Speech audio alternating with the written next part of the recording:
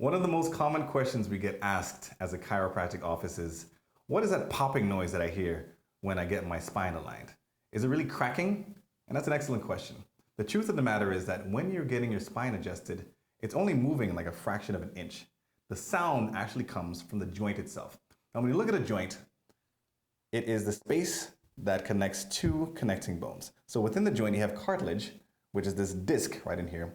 And inside that cartilage, you have two major components. You have synovial fluid, which helps to lubricate it, and you also have nitrogen gas. When you're realigning that spine and these joints shift right back into alignment, there is a sudden release of nitrogen gas, and as a result, it makes that pop or click sound. It's not much different than when you're opening a can of soda and it releases that negative pressure from that. So we're not cracking you, we're not breaking you. All we're doing is realigning those joints, and when that gas releases, you hear that popping sound. So it's completely safe.